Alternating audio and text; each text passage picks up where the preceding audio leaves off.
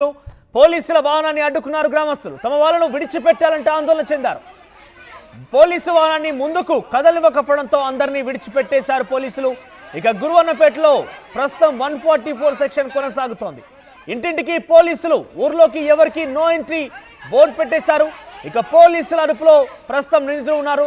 పరారులో ఆ నిందితుడి యొక్క కుటుంబం పూర్తిగా కూడా పరారులో ఉంది. ప్రస్తుతం ఆ పోలీసు వాహనం పైన, అక్కడ వ్యక్తి ఇంటికి నిప్పంటించిన వ్యక్తుల పైన ఒక్కసారిగా పోలీసులు జులుం జులిపించారు. పోలీసులు వెళ్ళి అక్కడికి వారందరినీ అరెస్ట్ చేసే ప్రయత్నంలో భాగంగా అరెస్ట్ చేసి తరలిస్తుంటే తోటి గ్రామస్తులందరూ కూడా అడ్డుకున్నారు. ఎవరిని కూడా తీసుకెళ్ళనివ్వలేదు. దీంతో పోలీసులు వారిని అక్కడే వదిలేశారు.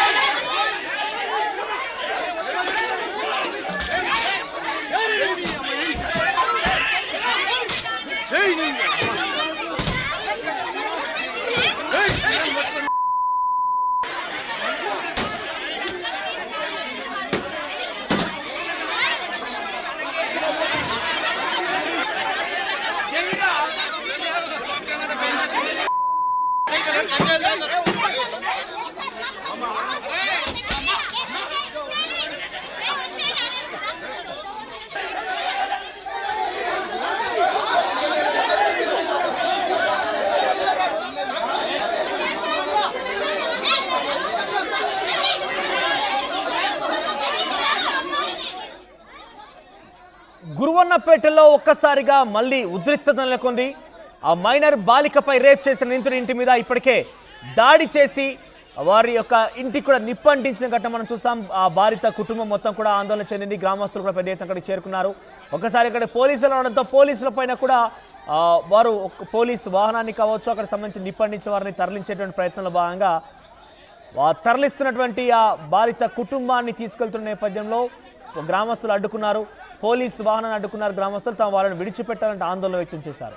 పోలీసు వాహనానికి ముందు కదలనివ్వకపోవడంతో అందరినీ విడిచిపెట్టేసి పోలీసులు వెళ్ళిపోయారు. గురువన్నపేటలో ప్రస్తుతం 144 సెక్షన్ కొనసాగుతూనే ఉంది. ఇంటింటికి పోలీసులు ఉన్నారు. ఊర్లోకి ఎవరిని రానివ్వకుండా నో ఎంట్రీ బోర్డు పెట్టేశారు. ఇక పోలీసు అదుపులో ప్రస్తుతం నిందితులు ఉన్నారు. నిందితుడి కుటుంబం అయితే పరారులో ఉంది. మీరు చూస్తున్న ఆర్టీవీ స్క్రీన్ పైన అది నిందితుడి యొక్క నివాసం. ఆ నివాసానికి పెట్రోల్ పోసి నిప్పంటించారు. పూర్తిగా ముందు భాగమైనటువంటి ఆ కర్టెన్స్ కావచ్చు, ఆ డోర్ అంతా కూడా కాలిపోయింది.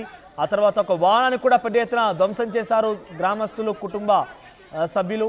సో దీంతో పోలీసులు ఆగ్రహించి వారిని అరెస్ట్ చేసిన ప్రయత్నం చేశారు. అరెస్ట్ చేసి తరలిస్తున్న నేపథ్యంలో గ్రామస్తులు అడ్డుకున్నారు.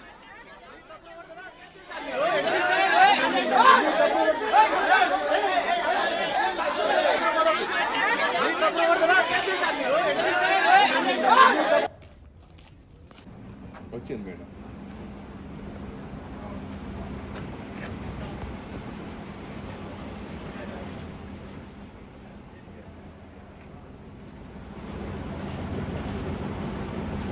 మైనర్ బాలికపై రేప్ ఘటన మీద ఒక్కసారిగా ఆగ్రహించినటువంటి గ్రామస్తులు, కుటుంబ సభ్యులు పెద్ద ఎత్తున ఆ నిందితుడి ఇంటికి వెళ్ళి నిందితుడి ఇంటికి నిప్పంటించారు.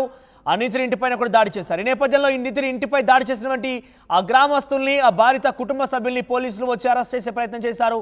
దీంతో ఒకసారిగా ఆ అరెస్టుని అడ్డుకున్నారు తోటి గ్రామస్తులు. ఎవరు కూడా ఆ వాహనంలో, పోలీసు వాహనంలో వారిని వెళ్ళనివ్వలేదు. 144 సెక్షన్ని అమలు చేస్తున్నారు. ఇంటింటికి ప్రస్తుతం పోలీసులు ఉన్నారు. ఎక్కడ చూసినా కూడా నో ఎంట్రీ బోర్డు కనబడుతోంది. గ్రామంలోకి ఎవరిని రాకుండా అడ్డుకుంటున్నారు. గ్రామస్తులు ఒక్కసారిగా అడ్డుకోవడంతో పోలీసులు ఆ బాధిత కుటుంబాన్ని, దాడి చేసిన వారందరూ కూడా వదిలేసి వెళ్ళిపోయారు. సో ప్రస్తుతం పోలీసు గస్తీ మధ్య, పోలీస్ పహార మధ్య గురువన్నపేట గ్రామం కనబడుతోంది. మైనర్ బాలిక ఘటన ఒక్కసారిగా సంచలనం రేపింది. మైనర్ బాలికపై రేప్ చేసిన నిందితుడు ప్రస్తుతం పోలీసు అదుపులో ఉన్నారు. ఆయన కుటుంబం కూడా ప్రస్తుతం పరారులో తెలుస్తోంది. సో మీరు చూడొచ్చు, అక్కడ వాహనం పైన కూడా పోలీసులు అక్కడ కొంతమంది బాధితులు దాడి చేస్తున్నారు.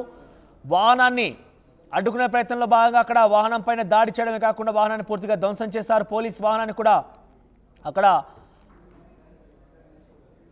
పోలీసుల అడ్డుకున్న పరిస్థితి కనబడుతుంది. పోలీస్ వాహనాన్ని కూడా ముందుకు కదలకపోవడంతో పోలీసులు ఆ బాధిత కుటుంబాన్ని, తోటి గ్రామస్తుల్ని, దాడి చేసిన వారిని వదిలేసి వెళ్లారు.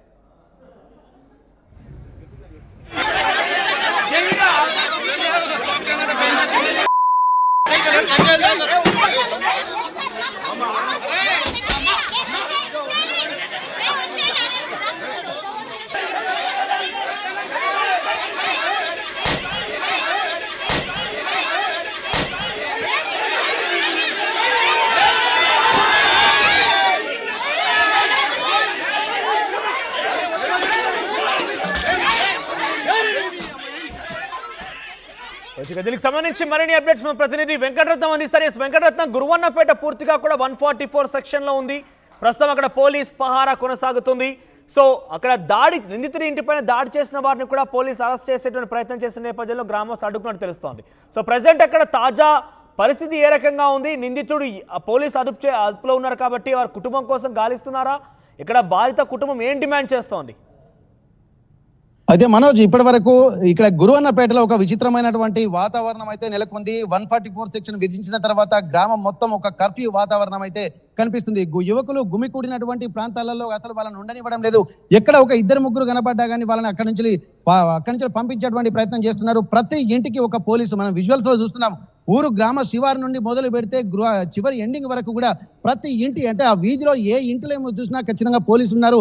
కూడల వద్ద గుంపులుగా పోలీసులు ఉన్నారు. ఇక్కడ 144 సెక్షన్ అమలు అవుతుంది. అయితే నిన్న కూడా కొంతమంది మహిళా నేతలు, బీజేపీకి సంబంధించినటువంటి వాళ్ళు కూడా వచ్చి అక్కడ బాధితుల్ని పరామర్శించడానికి వెళ్ళినటువంటి పరిస్థితి. ఎందుకంటే సిద్దిపేటకి వెళ్ళి హాస్పిటల్లో పరామర్శించిన తర్వాత అక్కడి నుండి నేరుగా పరిస్థితి దీనస్థితిని చూసిన తర్వాత కుటుంబ సభ్యులకు మనోధైర్యం ఇచ్చేందుకు వాళ్ళు ఇక్కడ గురువన్నపేటకు వచ్చారు. కానీ పోలీసులు అనుమతించలేదు.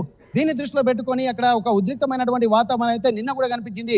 సేమ్ అలాగే ఈ రోజు వరకు కూడా ఎవరిని గ్రామంలోకి మాత్రం బయటి వ్యక్తులను అనుమతించడం లేదు. ఊళ్ళో ఉన్నటువంటి వాళ్ళు కూడా బయటికి ఎవరు రావడం లేదు.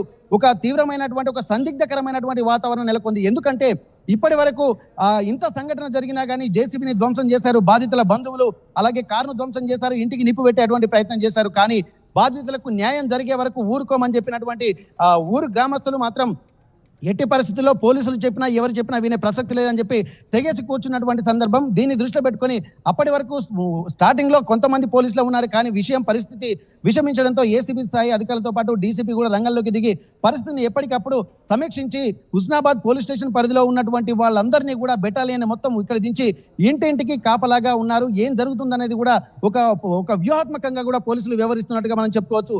ఎందుకంటే ఇప్పటి వరకు కొంతమంది వచ్చినటువంటి నేపథ్యంలో ఇంత బందోబస్తు చేయాల్సినటువంటి అవసరం ఏముంది? బాధితులకు సంబంధించినటువంటి వాళ్ళు ఏమన్నా అఘాయిత్యాలు చేస్తున్నారా? నిందితులే ఇంత ఇబ్బంది పడుతున్న తర్వాత బాధితులకు అండగా కావాల్సినటువంటి పోలీసులు ఇంత పహారా కాయాల్సినటువంటి అవసరం ఏముంది? 144 సెక్షన్ విధించాల్సినటువంటి అవసరం ఏముంది? అది ఇప్పుడు ఆ నిందితులకు కాపలా కాయడానికా లేకపోతే బాధితులకు రక్షణగా అన్నటువంటి ఒక సందిగ్ధ వాతావరణం అయితే మాకు కలుగుతుందని చెప్పి గ్రామస్తులు చెప్తున్నారు. ప్రస్తుతం ఈ రోజు జరుగుతున్నటువంటి పరిస్థితుల దృష్ట్యా పోలీసులు నిన్న దాడికి, అంటే నిందితుని ఇంటిపై దాడికి చేసినటువంటి ఒక 9 మంది యువకులను గుర్తించారు. వారిని ఈ రోజు అరెస్ట్ చేసేటువంటి ప్రయత్నం అయితే జరిగింది. అయితే దీనికి సంబంధించి నిన్నటి నుండి ఒక వ్యూహాత్మకంగా ఎవరిని మాత్రం యువకులు రోడ్డు మీద ఉండకుండా చూస్తున్నారు. వారు నిన్న నిందితుడు పోలీసు అదుపులో ఉన్నారా? ఏ రకంగా విచారిస్తున్నారు? సారీ, నిందితుడు పోలీసుల అదుపులో ఉన్నారా? వారి కుటుంబం పోలీసుల అదుపులో ఉందా? వారిని ఏ రకంగా విచారిస్తున్నారు? నిందితుని మాత్రం నిన్ననే 4 గంటలు, అంటే మాకు సమాచారం తెలిసిన 4 గంటలోనే అరెస్ట్ చేశామని చెప్పి సిపి కూడా చెప్పినటువంటి పరిస్థితి. ఆ నిందితుని మీద పోక్సో యాక్ట్ కింద కేసులు నమోదు చేశారు. తీవ్రంగా మేము విచారిస్తున్నాము. ఎన్ని కేసులు, అంటే ఒక పోక్సో యాక్ట్ కింద ఎట్లాంటి తీవ్ర పరిణామాలు ఉంటాయో వాటన్నిటి మీద మేము దృష్టి పెడతాము. ఈ కేసుకు సంబంధించినటువంటి పూర్తి వివరాలు కూడా తెలుసుకుంటున్నామని చెప్పి నిన్న సిపి ప్రెస్ మీట్ పెట్టి చెప్పింది. మేము నిందితుని సమాచారం అందినటువంటి 4 గంటల్లోనే మేము ఒక వ్యూహాత్మకంగా నిందితుని కూడా పట్టుకున్నామని చెప్పి ఇది చెప్తున్నటువంటి పరిస్థితి. కానీ ఇక్కడికి వచ్చిన తర్వాత నిందితుని పట్టుకున్నారు, కేసులు పెడుతున్నారు, సరే కానీ వారికి ఈ నిందితుడు ఎవరైతే ఉన్నారో తనకి ఎలాంటి శిక్ష వేస్తున్నారో తమకు తెలియాలని చెప్పి కూడా ఇక్కడ ఊరు జనం కూడా ఒక ఆక్రోషంతో ఉన్నారు. తమకు కనిపిస్తే మాత్రం గొడ్డలతో నరికి చంపుతామన్నటువంటి ఒక ఆందోళన మాత్రం గ్రామస్తుల్లో వెలుగు చూస్తున్నటువంటి పరిస్థితి. కుటుంబం పరారులో ఉన్నట్టు చెప్తున్నారు కాబట్టి వారు ఆచూకీ లభించిందా? ఎందుకంటే పెద్ద ఎత్తున బాధితులు ఆగ్రహంతో ఉన్నారు, ఏకంగా ధ్వంసం చేస్తున్నారు కాబట్టి వారు ఆచూక్యాన్ని కనబడితే వారి మీద కూడా దాడి చేసే అవకాశం ఉంటుంది. సో ఈ నేపథ్యంలో వారు పోలీసుల రక్షణ కోరుతున్నారు. ఇక్కడ పోలీసుల అదుపులో ఉన్నారా? వారు ఎక్కడ పరారైపోయిన విషయం తెలుస్తోంది ఏదైనా? ఖచ్చితంగా వారు కనిపిస్తే మాత్రం కొంత తీవ్ర పరిణామాలు ఉంటాయని చెప్పి పోలీసులు కూడా చెప్తున్నటువంటి పరిస్థితి. దీనికి సంబంధించి కూడా దాదాపు ఈ వ్యవస్థను చూస్తే మాత్రం చాలా సీవియర్ గానే ఉన్నట్టు అని చెప్పుకోవచ్చు. ఎందుకంటే నిందితుడి తండ్రి బడేమియగా పిలువబడుతున్నాడని నిన్న గ్రామస్తులు కొంతమంది ఆర్టీవీకి అంటే గుప్తంగా చెప్పినటువంటి పరిస్థితి ఏంటంటే బడేమియా అనేటువంటి వ్యక్తి కూడా గతంలో కూడా అనేక చర్యలకు కూడా పాల్పడ్డాడు. ఇట్లాంటి కార్యక్రమాలే తను గతంలో ఉన్నాయి, ఊర్లో ఎవరిని పలకరించినా ఈ విషయం వెళ్ళవుతుందన్నటువంటి ఆలోచన కూడా గ్రామస్తులు చెప్తున్నారు. అంటే కుటుంబం కూడా ఇట్లాంటి నేపథ్యం ఉన్నటువంటి కుటుంబమే కాబట్టి ఖచ్చితంగా ఊళ్ళో అడుగు పెట్టడానికి వీళ్ళని ఖచ్చితంగా మళ్ళీ ఊరు నుంచి బహిష్కరించాల్సిందే, వారికి సంబంధించినటువంటి ఆస్తులను జప్తు చేయాల్సిందే, పోలీసులు అలాగే ప్రభుత్వం బాధితులకు అండగా నిలబడాలన్నటువంటి ఒక ఆందోళన మాత్రం గ్రామస్తుల నుండి వ్యక్తమవుతుంది. ఉద్రిక్తులైనటువంటి గ్రామస్తుల కోపోద్రిక్తమైనటువంటి వ్యవస్థను చూసిన తర్వాత ఇక్కడ ఉన్నటువంటి వాళ్ళందరూ కూడా ఒకే ముక్త ఖండంతో ఉన్నారు. ఎట్టి పరిస్థితుల్లో నిందితుడిని శిక్షించాల్సిందే కఠినంగా అని చెప్పి అంటున్నారు.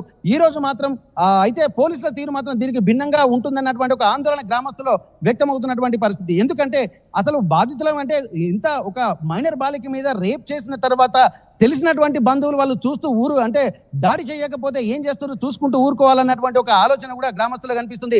అట్లాంటప్పుడు బాధితులకు అండగా నిలబడాల్సింది అంటే కోపంలో ఉన్నటువంటి వాళ్ళు కొంత ఉపశమన చర్యలు చేపట్టినప్పుడు శాంతించిన తర్వాత వీళ్ళని మళ్ళీ అరెస్ట్ చేయడం దేనికన్నటువంటి ఒక ఆందోళన మాత్రం గ్రామస్తులు వ్యక్తమవుతుంది. అయితే దీనికంటే బాధిత కుటుంబం ఎటువంటి విషయాలపైన డిమాండ్ చేస్తోంది, పోలీసులు దానికి ఏం సమాధానం చెప్తున్నారు? అసలు బాధితుల కుటుంబాలకు అసలు వాళ్ళకి ఏం తెలియదు పాపం. ఎందుకంటే నలుగురు చిన్నారులు, అందులో అందరూ ఆడపిల్లలే ఉన్నారు. వీరు మాత్రం గొర్రెలు కాసుకునేటువంటి వాళ్ళు, అంటే వాళ్ళకి ఏ న్యాయం పొందాలన్నటువంటి దాని మీద ఒక స్పృహ లేదు. ఎందుకంటే సమాజం విషయం తెలుసుకున్న తర్వాత హిందూ సమాజం అంతా ఏకమైపోయింది. ఖచ్చితంగా వాళ్ళకు న్యాయం చేయాలని చెప్పి వీళ్ళు చెప్తున్నారు తప్ప వాళ్ళకు మాత్రం ఎట్లాంటి న్యాయం కావాలంటే కూడా వాళ్ళని ప్రశ్నిస్తే కూడా వాళ్ళకి ఏం చెప్పలేనటువంటి పరిస్థితే కనుకుంది. కాకపోతే ఒకటే చెప్తున్నారు, నిందితుని మాత్రం కఠినంగా శిక్షించాల్సింది, వాళ్ళకు సంబంధించినటువంటి ఆస్తులను జప్తు చేయాలన్నటువంటి అది ఉంది. మళ్ళీ ఇంకోసారి ఊళ్ళో వాళ్ళని అడుగు పెట్టకూడదు. ఎందుకంటే ఎదురెదురుగా ఇల్లు ఉన్నటువంటి నేపథ్యంలో వాళ్ళను అక్కడ మళ్ళీ ఎదురెదురుగా ముఖం చూసుకుంటూ ఉండలేము అన్నటువంటి ఒక ఆందోళన మాత్రం వీళ్ళలో కనిపిస్తుంది. దీనికి అంటే ప్రభుత్వం పోలీసులు కూడా కొంత వాళ్ళకు సరిదిద్దేటువంటి ప్రయత్నం చేశారు. మీకు అనుగుణంగా మేము చర్యలు తీసుకుంటామని చెప్పి సర్ది చెప్పారు, ఆందోళన విరమించారు. కానీ ఈ రోజు జరిగినటువంటి సంఘటన మాత్రం చాలా ఉద్రిక్తంగానే కనిపిస్తుంది. యువకుల్ని మాత్రం ఒక దోటికి అంటే వాళ్ళందరూ ఒక దగ్గరికి రాకుండా చేశారు. వ్యూహాత్మకంగా ఎవరెవరు అక్కడ 9 మంది ఎవరున్నారో వాళ్ళు ఆ పోలీసులు వీడియోలు మాత్రం చిత్రీకరించారు. ఆ వీడియోలో ఉన్నటువంటి వాళ్ళను గుర్తించి ఈ రోజు ఉదయం ఒక స్ట్రాటజికల్ గా వాళ్ళ దగ్గరికి వెళ్ళి ప్రతి ఇంటికి నిన్ననే పోలీసులు మోహరించారు. అంటే వాళ్ళ కదలికలను గమనిస్తున్నారు. ఎక్కడెక్కడైతే వీళ్ళు నిన్న దాడికి పాల్పడ్డ వ్యక్తులైతే ఎవరెవరు ఉన్నారో నిందితుని కుటుంబం మీద వాళ్ళందరినీ గుర్తించి ఆ సీసీ కెమెరా ఫుటేజీలు అలాగే వాళ్ళ దగ్గర సెల్ ఫోన్ ఫుటేజీలు పరిశీలించిన వాళ్ళని గుర్తించారు. 9 మంది యువకులుగా గుర్తించారు. వాళ్ళని ఈ రోజు తీసుకెళ్తున్నటువంటి క్రమంలో యువకులు మాత్రం అక్కడ ఎవరు ఉండకుండా ఒక ప్రణాళికంగా వాళ్ళను వేరే చోటుకు పంపించినట్టుగా తెలుస్తుంది.